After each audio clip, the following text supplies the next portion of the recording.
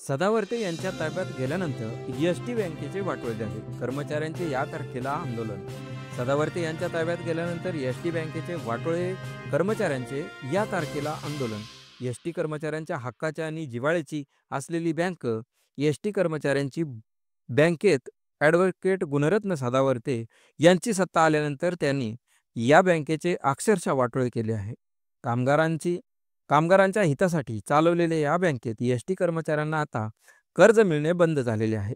कामगारांच्या मुलांची लग्न आहेत, औषध पाण्याचा खर्च आहे, परंतु कोट्यावधींचा घोटाळा या संचालक मंडळाने केला आहे. या संदर्भात सहकार आयुक्त कार्यालयावर कृती समितीच्या वतीने आम्ही आंदोलन केले होते. सहकार आयुक्तांनी शहाजी पाटील यांच्या उच्चस्तरीय समिती नेमली होती. शहाजी पाटील यांच्या कमिटीने सर्व अहवाल निगेटिव्ह दिलेले असतानाही अजूनही संचालक मंडळावर कोणत्याही प्रकारची कारवाई केली नाही, असे एसटी कर्मचारी संघटनेचे अध्यक्ष संदीप शिंदे यांनी म्हटले आहे.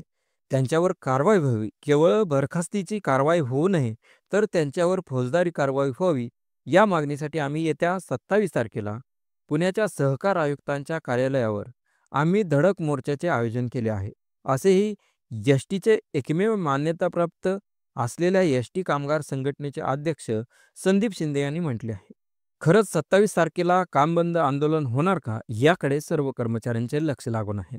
असेच नवनवीन व्हिडिओ पाहण्यासाठी MSRTC मराठी या यूट्यूब चॅनलला सबस्क्राईब करा. धन्यवाद.